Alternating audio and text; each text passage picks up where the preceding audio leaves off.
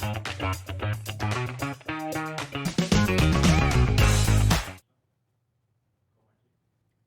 been a wild few weeks for K-pop girl group Loona, from its agency removing one of its members, to its remaining members filing motions and their contracts, to fans boycotting the group's supposed comeback.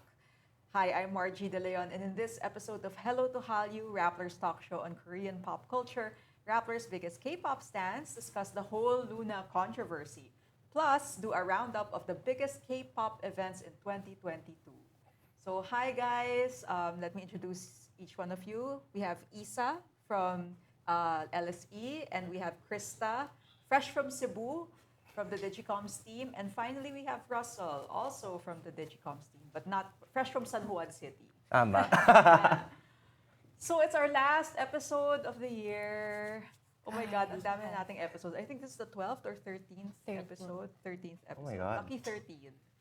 So, first off, let's start with the debuts and disbandments na nangyari this 2022.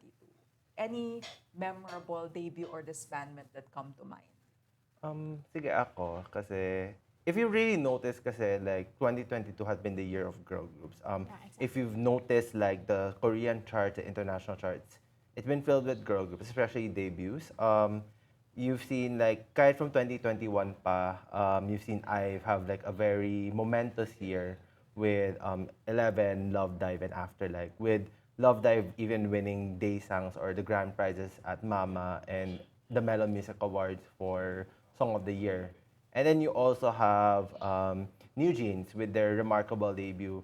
Very weird kasi like they don't have any known members compared to like the other debuts where they have already known members. They just started from scratch and then they had like a very surprise debut with Attention and then Hype Boy before they released their EP. That and they gained a lot of attention. And then you also have Le Seraphim with Fearless and Anti-Fragile, with Anti-Fragile cementing their status as a top girl group for the 4th gen. You also have NMIXX, you have Kepler. There was a lot of 4th gen groups talaga. And then you also have other girl groups, popular girl groups like G-Idol and ITZY maintaining their popularity this year with Sneakers, Nude, and Tomboy. So it's been a very big year for girl groups. It's been a very momentous year talaga. And I think it really reflects din on like what will be the trends coming into next year na din eh. How about disbandments? Like anything that comes to mind? For me kasi, as someone who've been following K-pop for a long time, it's really hard to keep track na yung official announcement ng disbandments. Kasi with the amount of K-pop groups, minsan sometimes, lalo na pag if they're not popular enough or like if they're not from a big company, minsan parang nag-fade into existence. Obscurity, yeah. Nila, parang hindi mo na alam kung ano mangyayari sa kanila. But for this year, I think ang pinakatumatak sa akin was, as Russell mentioned, ang daming ang lumabas na girl groups ngayon. But ang dami rin namang nag-disband, officially disband. I think one most talagang that made waves online was CLC. Kasi before that, ang dami ng members na umaalis. So usually, for non-fans, usually masasabing nag-disband na yung isang K-pop group kapag talaga nag-announce na yung agency that all members are gonna leave, are not continuing with any group activity anymore. Aside from CLC, I think yung isang pinaka nagulat rin talaga ako personally was boy group Newest. Kasi it's their 10th year sana this year. Tapos parang medyo biglaan yun kasi fans were expecting na magkakaroon sila ng 10th anniversary. Tapos biglang three members were gonna leave their original agency. Tapos 2 members remained with the agency. So parang although hindi nila ginamit yung word na disbandment talaga doon sa announcement.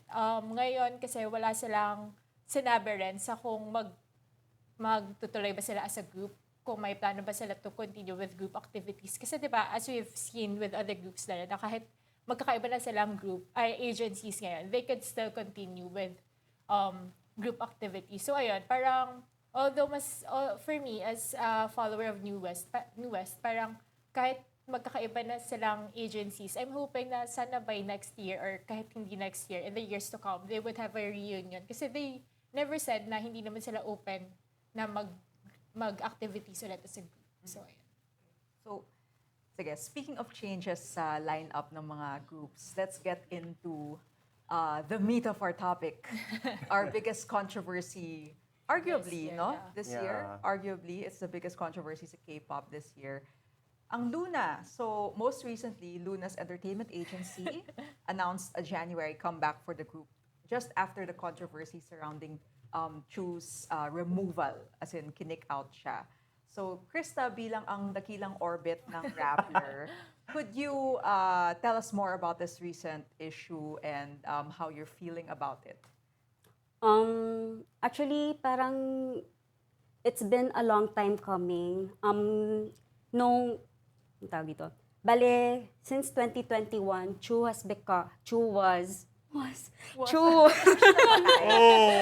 Buhay pa naman siya.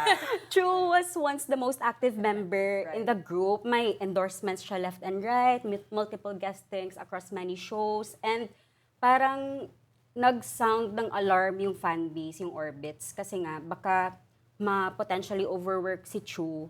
And then at the same time, meron pa namang ibang members. yeah. Bakit hindi sila binibigyan din ng chance to have Spotlight. the spotlight, or to have their own guestings, their own projects and stuff. So yun, parang nung December 2021, it was reported na nag-file ng injunction si Chu against BBC to suspend her exclusive contract. Hindi explicitly sinabi kung bakit siya nag-file ng injunction, pero parang na-infer ng fans na gusto ni Chu ng more autonomy in terms of her schedule. She wants to have more control kung ano yung projects na ina-handle niya and stuff. And there were also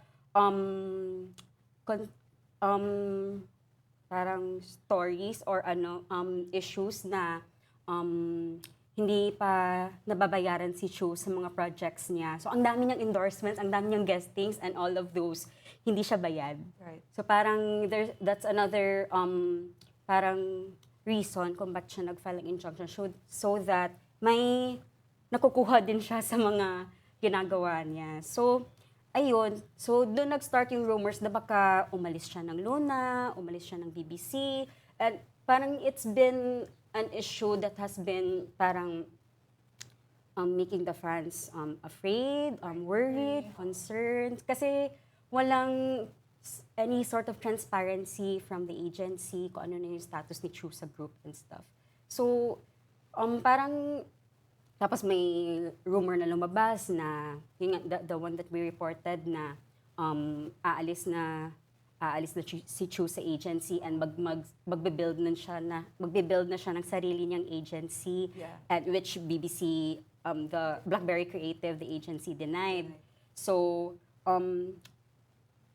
yun. So parang the fans had been parang preparing themselves na Bracing bracing themselves themselves for for the the worst. But at the same time, alam din naman namin ng fans na it would be the best for Chu din, kasi if she stays in a situation na ino-overwork siya, in-underpay siya, it would be the best for her. Oh, should be you. So, yun nga. So, when the news dropped on November 25, yun nga, parang, okay, Chu is now No longer part Yeah. of Loona. Pero yung pag-drop ng news is what angered fans. Right. Kasi first, kinik out siya, and yung reason pa, parang bordering defamatory. Kasi, di ba nga, in-allege ng BBC na she committed verbal abuse against the agency staff. Yeah. And sobrang dami ang nag-come to her defense na parang sinasabi na parang absurd na mag-verbal abuse si Chu sa mga staff when sa encounter namin sa kanya, she is very far from that. And may isang member nga ng Loona, si Hyunjin, she also came to Chu's defense na parang it's at this time na we need we need to support yeah. Chu. So ayun, so parang sobrang chaotic ng fan base during that time. And then days after lumabas yung report na nag-file din ng injunctions yung 9 of the remaining 11 members. So si Hyunjin and Vivi lang yung hindi nag-file ng injunctions. So which again BBC BlackBerry Creative denied. So Injunction to clarify, injunction to leave. yeah, injunction to suspend their exclusive contracts right. then with BlackBerry Creative. So dininay nga ng BlackBerry Creative, but as of now, yung mga nag-file ng injunction, si Heejin, si Hasul, si Yojin, si Kim Lip, si Jinsol, si Chweri, si Eve, si Gowon, and si Olivia Hay. Oh my God, They've I all... can't remember your okay. Hansudo. But now, silang 9, puro sila inactive. They have not been posting on their photos are not on social media. Puro Hyunjin nga yung nasa Instagram ng Loona now. Dahil sa World Cup. Yung World Cup. Oh, dahil sa World Cup na gig niya. And kahit doon sa fanbase forum nila, it's called Fab, walang messages at all from those members. So, I think it was parang sign siya for the fanbase to conclude na totoo talagang nag-file sila ng injunction. Yeah. So, and then parang, ang tawag dito?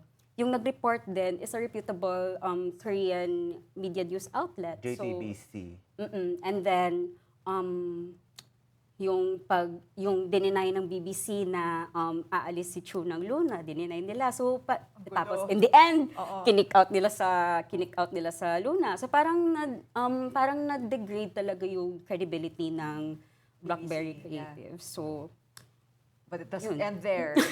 and there, nung parang, with all those issues na parang nagpatong-patong na, nag-post na ng yung fan bases across South Korea and worldwide, nag-come together sila to post an open letter to BlackBerry Creative. So actually, before that, nag-collect pa sila ng survey responses sa mga fans. So, they demanded an explanation sa pag-kick out kay Chu, sa, may ibang issue pa. So, yung world tour ng Loona, naging major concern din siya this year. Kasi nga, nung nilabas yung schedule, parang, di ba typically in a world tour, for each stop, may rest. May days of rest para makapag kasi rest. The rest. But yun nga, parang nag-raise na ng concern at first kasi sobrang tight ng schedule. Yeah. Sobrang tight ng schedule nila. And yun nga, it manifested as the tour went on kasi parang nagiging America's Next Top Model na na parang every elimination parang may bawas. Member. Kasi may may napapagod. kasi may mga kailangang mag-rest. Right. Parang announcements left and right na parang Jinsol couldn't attend the concert today, Hazel couldn't attend the concert Si today. Cherry. Cherry couldn't attend the Cherry concert yung today. yung hanggang na may health issues pa na yun. Oo. So parang nagalit yung mga fans nga bakit niyo naman pinursu pa yung ganong klaseng schedule, ganong klaseng nakikita nyo naman na grabe yung toll niya sa health ng members. So, ayun. And then, they also raised yung issues of non-payment. So, they demanded a formal explanation about all of those to BBC or else they boycott. Okay. And then, yung deadline was December 7. Curiously, on December 7, nag-announce yung BBC na may plans sila for comeback. Parang, wow, that's, I mean, I from an outsider's perspective, that's like the dumbest thing they could have done. Yeah. So, ayun. And, yun, nag-release na sila ng teasers nung weekend. And now, since hindi na nag-respond yung BBC, the boycott is now in place. So, now the fans are urging the public to not buy the album, to not stream it on all platforms. Just, yung main goal talaga is to not give any money to BBC. Correct. So how do you feel about it? Oh! We haven't gotten to that yet. So, parang nag-undergo ako ng process ng grief, basically. Right. So, yung parang first stage denial. I think until now, parang in denial pa rin ako na Nagkakagulo na. Oo, I mean, they're such a good group. They're such a good They're group. They're so promising. talented. They're all good singers. They're all good dancers. Many of them know how to play instruments. Many of them are very funny, and yun. And for them to be in a situation like this, why? Parang, They and really don't deserve, ano. oo, and you cannot say din na parang isolated Case, incident to. Like you are sure na this is a common incident din across the K-pop. K-pop industry. So ayun, parang I hope then na it sets a precedent. Yeah. Na parang it sets a tone for all idols out there na kasi sinasabi nila na yung pag-file ng injunction ng 9 members, parang unprecedented siya na usually when a member leaves from a group, parang back to normal na parang they're trying to go to activities as usual. Pero yung nangyari sa Loona, when a member left and then other members tried to follow suit. Yeah. Parang I don't know, I mean bago akong fan, but I don't know if this has happened to other groups as well. Bilang the historian of K-pop, do you remember anything, Isa? Yung mga nag-file ng lawsuit against the agency. Wait, I'm trying to remember kung anong group siya. But ang daming Incidences na, no? JYJ, Eastlight, mga ganun. Yeah, JYJ, yeah, exactly. Matagal na silang group, but they were like from SM Entertainment. Tapos, they filed the lawsuit against the original agency. Tapos, nag-reform sila as a brand new. Ayun. Another recent na siguro parang incident of a group being mistreated is Omega X. So we reported then that they were physically and emotionally abused supposedly by their company staff. So can anybody tell me more about this issue? I wasn't really familiar with Omega X until it really like got the attention of almost all K-pop fans at Stan Twitter. Kasi it's not every time that you get to see actual videos, recordings of an idol being harassed na talagang nag-circulate siya sa social media. I think it started kasi they were on a world tour. Tapos, imagine na yung staff nila, even on public places, kaya sila nahuli was because they were being shouted sa hotel, sa escalator, outside their concert venue. Tapos, di ba, parang walang pakialam yung staff na ang daming nakapaligid sa inyo and you won't even, di ba, parang wala talaga silang care at all. Like, I watch a video, hindi ko na maalala kung anong news site yung naglabas noon, but it was so bad na parang, even when I was just listening to it, na parang they were really screaming na hindi I can't understand Korean, but you can feel the anger of the staff na parang even the members felt so resigned na parang sila na mismo na there was even a point na the members were gonna enter the elevator tapos talagang the staff pulled them Physically talaga. physically. Sobrang what the hell? Tapos parang nung nag-circulate na siya sa social media, the agency released a statement na it was just like the misunderstanding now. The usual kineme. Syempre, Na PR. parang, mabait kami, na okay na raw lahat. Tapos biglang, the next report was that naiwan yung members sa US. LA. Yeah. Like parang kinancel nila yung flight tickets. Imagine. Yeah. Na parang that's, how can you do that? Yeah. Parang staff lang yung umuwi sa South Korea. Ano parang like punishment? Parang gano'n? Kasi nag-start ng mag-gain traction Right. yung reports of abuse. And to think na they had the world tour. Imagine yung pagod ng mga members ng gano'n. Tapos biglang hindi ka Papasusin silang makakauwi. gano'n. Na parang there were even calls na parang nag-pitch in sila ng sarili nilang money to just go home. Yeah, They, yeah. if they asked their parents pa. And I remember Yeah. that staff wasn't even just a staff. It was their CEO. CEO. It's not just, it's not just okay. like the staff members. That's Tapos, worse. Oh. Yeah. Oo, tapos parang, ayun na parang when parang the members were only able to like address it nung gumawa na sila ng ibang Instagram accounts. Because even their like Instagram accounts were like being handled by the company.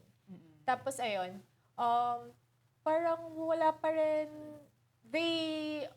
thankfully, they did release, parang medyo pinag-isipan na nila kung ano yung action na iti-take nila. Kasi they had a press conference like a month ago na they already filed to terminate their contracts and they're gonna file a legal action.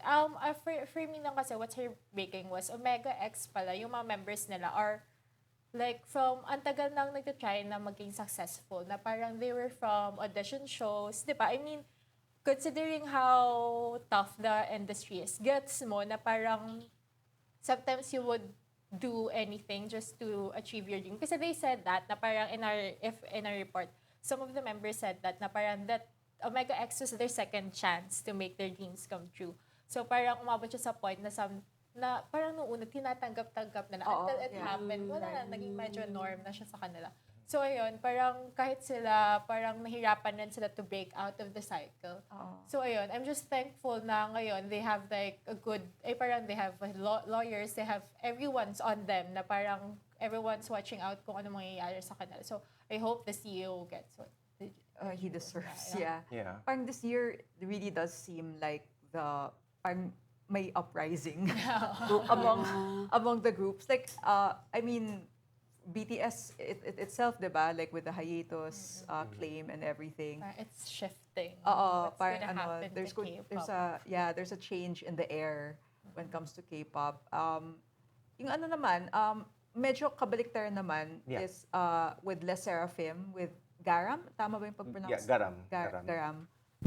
Kasi tinanggal siya due to bullying allegations. Like, siya Yes. naman daw yung bully. Tapos, she released a statement na, of course, defending herself.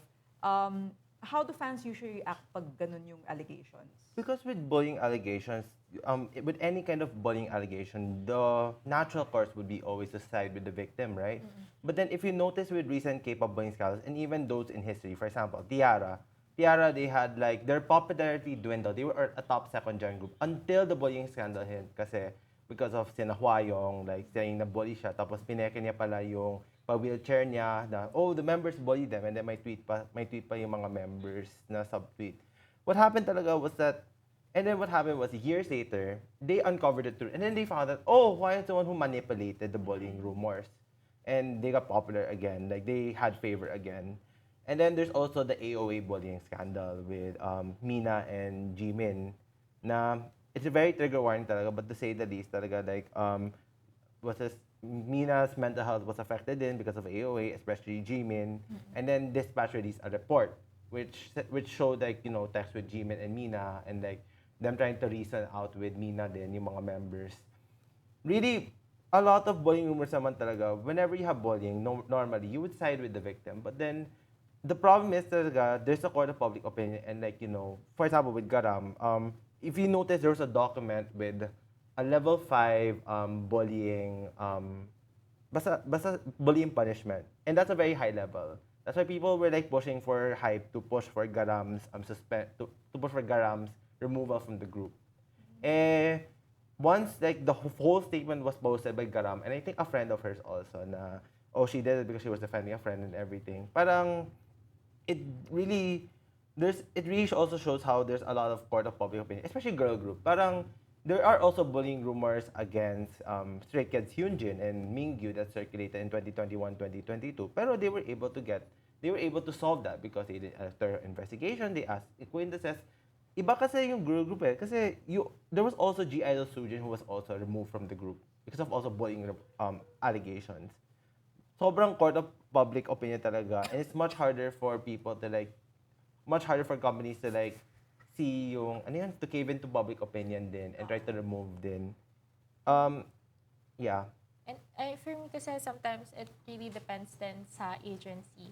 Kasi as you've mentioned, sobrang kalat kasi ng bullying allegations, lalo na recently, like I feel like in the past few years, na parang almost every month, biglang may mga, I May remember nambubully. last year, 2021, and in 1 month, almost 4 idols ata yung biglang lahat raw may bullying Pinakusahan. allegations nung high school. So, although, of course, we have to always side with the victims, pero sometimes, pag may mga cases such as that, minsan it needs due process. And, Of course. I think, as yung mentioned with, as a Karat myself, nung nangyari yung issue with Mingyu, parang what we really appreciate with how Pledis handled it was that they really released like a step-by-step statement na parang nila finact-check, na trinack raw nila yung nag-post, na in-interview nila yung sinasabing alleged involved dun sa bullying incident. So parang makikita mo talaga na they wanted to like cross-check everything before they make certain decisions. course. Unfortunately, I wasn't able to see it on other agencies, like with G-Idol. So, di ba, Yeah. parang bigla na lang nagulat ka na lang. That's sometimes kasi with Cube Entertainment, sometimes that's what they do. Every time na nagkaka-issue yung member ng groups nila, you could expect na sometimes saalisin nila or papahaya, tapos na lang nila, tapos hindi mo na maririnig. So, ayun, aside from the public clamor ng fans na usually pag nag-start talaga yung ganong issues, fans would say na alisin na agad yan. So really, the agencies have to like step up and like, di ba, parang remind them that there's like necessary action to do this. So ayun, I wasn't able to see that with Les Seraphim. Yeah. Especially they're from a high agency. for Tsaka music. they're a new girl group. Exactly. I get They're it just naman. 2 weeks. That happened like 2 Oh, sobrang weeks bago ago. Two lang weeks. nila. Oo. 2 weeks, Garam debut. And then, boom, alis. And like, I'm glad that the bullying scandal, they were able to move past it with Anti-Fragile. And like, they're still successful. But sometimes I just wish talaga, like, given that this is hype, and Pledis managed to do a very successful investigation into Mingy's allegation. They could have done the same with Garam's. Especially with that document talaga that said that she got level 5 because of this pala, not because of like bullying. Oh, if you have documents naman supporting, di ba, parang Yeah. protecting the idol, sayang. Okay. Sige, so let's move on from the things that are making everyone ticked off to the things that are making everyone, hindi naman ticked off, pero siguro anxious lang. Yung mga temporary departures ng mga tao sa K-pop industry. So we've talked in depth about BTS's hiatus in June, tapos ang dami ng ganap since then. So 3 members have had solo releases and 1 has just enlisted in the military. So, paano nag-react yung mga fans sa ganitong military assignments? Kasi they're gone for years, di ba? And also, how does it affect the idol's career? Like, parang, I can imagine, like, if you were an artist, tapos you're gone for 3 years, that's just like, parang, ang daming anxiety then for you. Kasi parang, how do you pick yourself back up from that, di ba? Yeah. So, ano yung usually mga sinasabi ng mga fans? I think buti naman with BTS, armies have been very supportive. And you know how very reactive armies are, especially in a lot of things like fan wars and everything. I'm very glad that armies have been very supportive with their mental health and everything. And I think they already had a clear plan of what they wanted to do. Kasi in multiple interviews, they always said naman na they wanted to enlist and serve the country. They were like, as long as we want to serve the country, then sige, we'll enlist. Even if there was already push from the South Korean government to possibly exempt them from military service kasi they've done a lot of impact. Pero yun nga, parang in boy groups naman, since BTS is a much bigger boy group, I think they can always like with that hiatus, with that gap, they always can have solos with the remaining artists. EXO naman is a very successful example of that, with the remaining members like doing solos. Like Seomin has a solo, Dio has a solo. They can always do solos naman. Kai has been having a lot of solos din, and also his activities with Super M, ganon. So it doesn't affect naman much kasi like the remaining artists can always promote the group by doing solos naman eh. Pero may sistema naman talaga in place na like pag when they come back. Paano ba? Kasi for me, nung I've seen it, like parang, as, di ba, ang pinakamatagal ko atang military na sinabaybayan ay with Super Junior. They, like, the members had 10 years in between yung unang pumasok yung first member to huling pumasok ay nung lumabas yung last member. So imagine that's 10 years of their career. I think luckily for them, they're big enough to do several group releases. Kahit may mga members na nasa military. For BTS case kasi, before they were announced that they were going to the military, there was like an ongoing conversation pa if they were gonna be exempted. Kasi diba, may mga factors rin na gano'n na parang usually kapag yung mga nananalo sa Olympics and given how huge yung impact ng BTS with the music industry, some fans were clamoring talaga na parang sana they'll be accepted. Kasi they're like, ang ganda na ng trajectory nila ngayon. Parang sometimes I feel like that's one of the worries rin ng fans and the groups also, na parang with how good the group is going now, would it affect diba? Parang makaka-apekto pa yan if one is missing. Kasi although sabihin natin na, I mean, that's what they've announced also, that they're gonna pursue solo projects now. And they're starting to do so. Parang fans would expect something na parang kahit may mga pag-group projects sana. So, we don't know. I feel like naman since 2025 para sila mag-reunite, I feel like they could release an album na kahit, diba, kahit may mga members na wala. I think they're gonna do it. I think there's a possibility There's a for like possibility. unit group ganon. So, and then also there's naman yung mga albums in between the enlistments. EXO has done it with Don't Fight the Feeling. Yeah. And then Shiny did it before Taemin did his enlistment. Oo. Na parang kasi may mga times rin na mag-overlap. Since ngayon ata parang hindi na siya full 2 years eh. So parang may times na feeling ko it's either before may pumasok na isang member, in between. Yun yung mga, I feel like they could fix something like that. Tapos parang aside from hindi na kasi siya katulad ng dati na talaga hindi mo maririnig yung updates. Wala kang updates from the members na nasa loob ng military at all. Kasi with EXO's channel, he was able to join a musical while serving the military. Parang may pa-musical pa sila sa military. Ganun sila.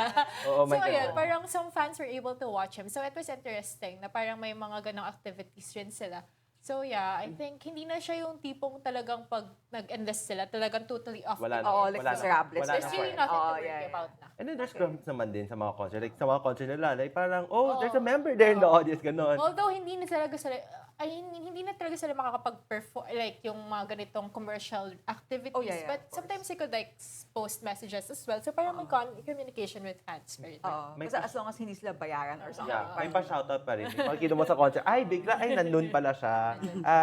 I think that was with Monster X's show, no? May ganon. Yeah. Okay, so that's good. So moving on to more good things.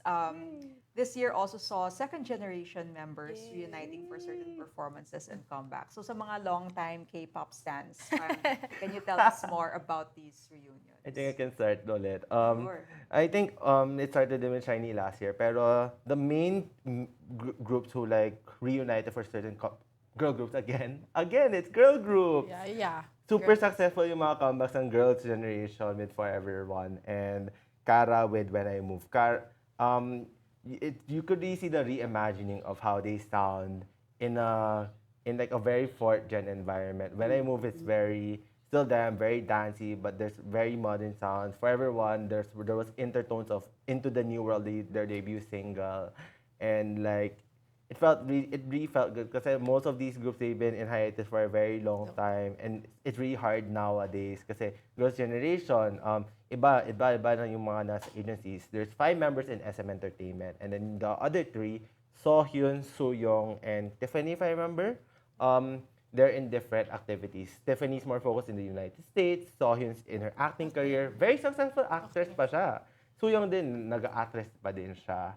Tapos Kara, of course, it's hard din considering the death of Kuhara also. And others are also in their career. If I remember, Sungyeon is an actress na din. Hang Sungyeon, if I remember. Yeah. Pero, ayun. And then, there was also the 21 performance in Coachella. That was such a very success. Like, when they reunited, kasi Sia was performing Coachella, they did a surprise set. It's giving a la Mama 2015 when they did the last stage they did before they disbanded.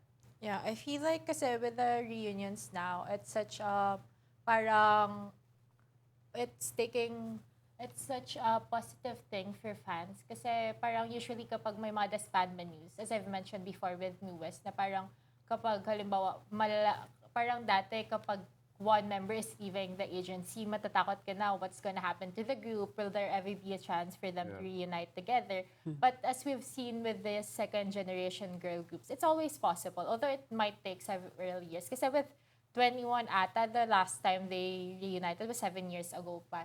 Was the last time they performed together. Same with Sistar also this year. They're all like solo, successful na sila as solo performers. But then, ayun, parang they disbanded also in 2017. That's like almost 5 years then before sila nag-come back together as a group. So, ayun, hindi na siya, I feel like, kung maganda naman yung Planning. I mean, if they left the agency in good terms and if the members have a good relationship to begin with, I feel like it would always be possible for them to like reunite in the long run. So, yun. Yeah, I kind of hope this is the same then with like mga groups who were debuted via Produce 101. Oo. Kasi, for example, 101 actually did this like in last year's Mama with Beautiful Part 3. I want this to happen. I already had a reunion show, but there was plans for a reunion album. Pero then, Never happened because they were all busy. I wish this would happen to Ice1, especially X1. X1 ang sobrang sinayang nila kasi even despite the vote manipulation scandal, it was never their fault naman in the first place. Ice1 also was never their fault. And they had like what? There was like crucial months wasted and they even had to pause their Fiesta comeback until January of 2020 because of it.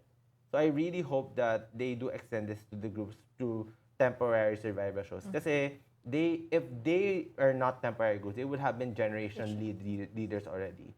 And that's unprecedented because usually it would take the big three or big four now with Hybe to be able to be successful. But these groups, it does just take a lot of hard work and a lot of fan investment to be able to go there. And I'm very invested in Ice1. I miss them. Speaking of investments, another interesting thing that happens at K-pop is American Music Awards. They actually created a specific category for K-pop. So do you guys think na in the future, like other like Grammys, magkaka K-pop award ba or something? although may iffy relationship kasi yung K-pop fans with Grammys. Kasi parang, I mean, sometimes hindi namin sure if ginagamit lang ba kami. Charot for the views. Actually. Parang masabi lang na may kasama kaming K-pop group Correct. na nominees. Gets. Kasi parang, sometimes you feel that naman as a fan na parang, okay, parang Kasi they're parang just uso lang joining. ngayon, yeah. Nakikibandwagon lang. Right, Parang right, it's right. not really like a means to show appreciation to the genre Yeah. or And something. even like the Western groups, like even Western boy groups, One Direction has never been nominated for a Grammy. It's only Harry Styles who's been nominated just now. Imagine a One Direction member is what it takes. So like, what more pa with K-pop groups? Kasi BTS has been nominated several times already. Pero it's not always. Parang, di ba? They could have given the award if they wanted to. Pero, I mean, like, in fair naman, very deserving naman yung mga winners at that time. Kiss Me More ng Doja and SZA. That was deserving. So I guess it went to the deserving winners. Pero yun nga. Ayun, kasi I mean, this year lang naman yung AMAs na sila yung first major out of all the major music awards na talagang made a specific category for K-pop. So I feel like that's a step forward. Although MTV's has a K-pop category EMAs. several years ago na. So yeah. Ayun lang. That's interesting. I guess. Let's see if they commit. Yeah. Yeah, kasi baka like in a few years wala i-drop na yung category. Because of like, it depends on demand din eh. Yeah. Okay, so we're actually down to our last two questions. So, yung K-pop was also, like, let's bring it back here to the Philippines. So, Yay! daming concerts ng K-pop this year. And actually, it's so refreshing. Like, it's really clear that everything's opening up again and that sobrang favorite tayo ng mga K-pop companies kasi parang every single group has come here like for the past few months. So, what concerts do you want to see naman for next year? Very, very long shot. But kasi I missed Popstival. Kasi nga, parang yung reasoning ko that time is I'm from Cebu. Right. And hindi pa complete yung lineup. Like, 10 lang. 10 or 9. I forgot. Mga 10. I remember talking this with you like noon. Like parang, Wala si Hassel. 9 kasi wala si Yeah. Hassel, wala si Cherry, wala si Chu. I remember, So, yeah. and hindi siya solo concert. So parang sa akin, parang hindi siya Masyadong worth worth to invest in. Bibili pa ako ng plane ticket aside from the And then yung, concert tapos yung festival set, tapos ticket. yung setlist pa, ilan tracks lang yun, no? Oo. So, yun. I mean, I do want for Loona to reunite as a 12-member group. I deep inside, I still believe they are 12. So, but I also very far from, parang detour ako. So parang I also believe din naman na kung if it's in their wishes to if it's in their best interests to para Step back. both step back muna for them to disband even if it's in their best interest, if it's what's best for their health and their well-being, then I will have to accept that and have to remember that not to sound at the risk of sounding dramatic, that in the end I was happy to get to know them and to experience them as a group of artists. Kaiyak na. Aww. Sana all. Char. Ikaw, Isa, hoy, bilang our Siya muna. K-pop. Sige. Ikaw na. Gusto mo ika-American food ako. Sige, ikaw. Actually, I'm very excited na next year. I think I'm hoping that next year will be the year of K-pop girl group concert in the Philippines. Please lang. I'm very excited. I'm gonna be seeing my first K-pop concert next year, which is ITZY. I love them so much.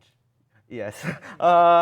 What's this? I think really like it's gonna be the start of like K-pop girl groups coming here next year. There's ITZY, there's Mamamoo, and then the third, Blackpink, yeah. In Bulacan. In Bulacan, live in the Philippine Arena. Charot. Amidst the talay. But I hope that there's more groups, the bigger groups, Twice, Red Velvet. Red Velvet, there was like, Yeah. sa birthday music video nila, may May pa-checkboard na may Manila. Sabi ko, gusto Is ko that a sign? gusto ko makita ko na si Joy. Ang ganda niya, di ba, si Park Soo-young, charot. And I want to see Twice also because I missed Twice at 2019. That was my biggest regret ever as a K-pop stan. Kasi I've been a big fan of Twice for years now. I've followed since their TT era. I love Sana so much. I'm really hoping it's 2 days. Kasi Stray Kids is coming here na, ITZY's coming here. Might as well bring Twice. Not fair, wala sila kasi US Stadium Tour yung last nila. So, sana Twice comes here.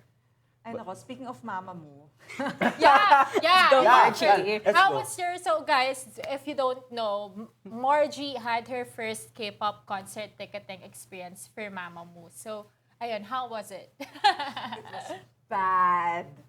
So, ayun. So, parang for the first time yun, I was actually, nakaka-relate na ako. Na, oh my God, may concert, tapos gusto kong pumunta. And you already warned me, Isa, na TicketNet was horrible. Compared to SM tickets. Yeah, compared to, I mean, it was just horrible objectively. It doesn't have to be compared to anything. Ayun, so syempre parang sabi na, 10 a.m. this time. Also, syempre gising ako na maaga and everything. Tapos may kutob na ako na parang dapat ba camp out na lang ako or something. Pero I remember that was, basta I was super busy kasi that weekend. So parang I didn't want to camp out. Anyway, ayun, so, nag-start na yung 10 a.m. and the site was weird. As in, basta parang you don't know what to click. Tapos suddenly nag-refresh siya na naka-queue ka pero suddenly hindi. Tapos suddenly sabihin na fully booked na lahat. Tapos basta ang gulo. As in, I'm sure other Momus can attest to this. Ayun, tapos parang syempre naiingit pa ako kasi nakita ko dun sa Twitter na everybody's like, oh, I got Securing the tickets. tickets. Tapos parang, That's, oo, as in talagang the whole time I was just stressed. And that was only less than 30 minutes because within 30 minutes Na-announce sold it's sold out. Yeah. So parang ang wild ng experience. Parang I don't feel super bad kasi parang I kind of half prepared myself na I bilang might isang not super duper newbie. At alam mo yun, parang sobrang, medyo, I still consider myself like an outsider to the K-pop thing in general. So parang ang dami kong hindi pa alam. So, ayun. So I've resigned myself to the idea na next time, if should it happen, magka-camp out na ako. As in talagang I will do everything in my power and Sana po may day 2. Oo. Manifesting. Manifesting. Tas parang- Nagpaparinig na po kami. Ngayon ko lang din, ngayon ko lang Day two, din na-feel please. yung parang ako na rin, gusto ko din ng day 2. Like, na-feel ko na rin yung parang, oh my God, now I know why people Yeah. go mad over day 2. I have a question. Like, since like Mamamoo kasi they only opened on the upper box, would you want a ticket also if you went to if may Gen Ad sila? Yeah, of course. Yeah, Like, anything. without a doubt, I would, like, I could, kahit umupo ako sa sahig, alam mo yun. I just want to see it. And parang, it's also half not even seeing Mamamoo themselves in person, but being part of the concert experience, experience. yeah. Parang, talagang over the year that we've been doing this show, like, I've learned so much from you guys. Iyak na. And Reflection time. yeah, oo. And parang, yun nga, parang the one time I thought na, mag-culminate na lahat ng natutunan ko, parang hindi ko pa magagawa. So, ayun. So, manifest na lang na suddenly a ticket will fall into my lap somehow. Day 2, guys, please. Well, Para kay Margie. demand. Will Bros, hello. Ayun. Ay, please lang. Ayun. So, yes. So, now that I've released all that pent-up frustration, last but not the least, Isa. Wow, I've never felt so alive. Sana Pero all. totoo, hindi, kasi as I've mentioned, even talagang I feel like the pandemic really took a toll on me na parang, kasi lagi talagang I usually save up for concerts na I want at least before pandemic, almost like 5 to 6 concerts a year ang pinupuntahan ko. So when that shifted online, parang it's so different. And now that it has happened, oh my God, na parang almost every week ako nasa Yes. concert. Oo. Although most of them are naman for coverages. jobs. Oo, Yeah. for coverages. Pero sometimes like may buong weekend ako na nasa like, I mean this coming weekend, nasa 17 po ako on Saturday at Super Junior naman sa Sunday. Na So, sana all. Ayun. Oh, no, sana all. Ayun. So, it's really fun. I feel like doon ko talaga naramdaman na K-pop really boomed this pandemic. Kasi Yeah. sobrang agawan sa tickets. And for what I wanted to see in 2023 ay sana better organizing and everything. Kasi Tama. bukod sa minsan sometimes like the sites are wonky na parang it's usually down. Ang dami ring naglabasa ng issues about scalpers. So I feel like I have to mention this na parang nagkakaroon na ng initiative to make it better kasi there's this upcoming concert and Hypen's upcoming concert in February. Ang ginawa ng organizer is that lahat ng binibiling tickets, it should be under your name. And it's not transferable. So, kung ikaw, scalper ka, tapos bibili ka ng majority ng sabihin natin 50 tickets, tapos natin under your name, hindi, pa yung pagbebentahan mo, hindi siya makakapasok kasi it's not easy to transfer. So, I feel like that's a huge move para maiwasan yung mga ganong scalping issues. Yeah. Kasi kawawa naman yung mga fans talaga na hindi nakakakuha ng tickets. Kawawa Tapos, naman ako. hindi nakakakuha ng I think I tickets. have a Tapos, situation. yung mga nagbebenta biglang times 3 yung presyo nila, which is Oo. very frustrating. So, ayun. Sana, bukod sa ticketing issues, ang dami rin when it comes to like the whole production thing na parang, I just hope like, we should remember that concert organizers are service providers too. Like, we pay for the whole experience. We pay for the tickets. So, it's not, we shouldn't glorify any concert organizer just because they're doing better than the other concert Yeah. organizers. Kasi it's their job. Tapos, ayun, if we do have criticisms, I mean, sometimes people would think kasi na puro pang babash lang yung ginagawa ng fans when what they're trying to raise naman are valid criticism. So, ayun, para lang better yung experiences natin in the year 2023 considering na ang dami na nga paparating na concert. So, ayun, if naghahanap po kayo ng concert essentials, may gift guide article. Yeah. Yes! Promote lang. And speaking of gift guides and merch, let's end this episode. Let's end our last episode of 2022 with a Show little and tell. round of show and tell. So ako na lang mauna kasi sobrang walang kwenta yung sa Ano, hindi mo walang kwenta, pero Ito lang. the only merch I have of Mamamoo came from Amanda from LSE. They're I don't know if you guys can see, pero dito ka ba papakita? They're stickers tapos they stand up. So like if you put it on a table, like nakatayo siya. Ayun lang. So, this is Myunbol na nakatayo. Ayun. Yun lang. And this is Solar. Ay, hindi. This is Wien na nakatayo. And then, ayun. So on and so forth. So, yun. So, isa pa lang nagagamit ko kasi syempre, I don't know. Ba, ayokong gamitin. Ako. Sige. So, sinong sunod? Sige, I have a box. A box? Okay, so here's the box. You guys will know what this is from the box already. So like, if I open this is the New Jeans album bag. So for context, you know how albums are usually distributed like in boxes or everything. They actually did it like in a box. Like, given that New Jeans is like Y2K, ito parang pamukap. Given that New Jeans is like, very Y2K, you actually all fit the CDs. I don't have the photo book or the photo card, so I got it from buy and sell Twitter, so they only gave me like this. But you could like fit essential. For example, yung phone mo. Okay, so this is my phone. Pack. Pwede pang concert din. Ayan. So yeah. Tapos ikaw, Krista. Oh my God. Oh, cute. Okay, so this is actually not official merchandise. This is from Fan-made. fan-made. So yung Twitter handle niya is Kahey Soul Cart. So this came from parang very popular meme of Chu na parang she's the Trojan horse of Loona. So since siya nga yung sikat, so people get to know Loona through Chu. her, yeah. So parang basta there are a lot of memes online. So yun nga. So this is fan-made. This is not official merch. So according to Orbits, do not buy official merchandise. Boycott. May boycott po The tayo. boycott is ongoing. Do not buy official Orbits are urging the public to not buy official merchandise, albums, do not stream. So yes, just yes. Free Loona. Tama.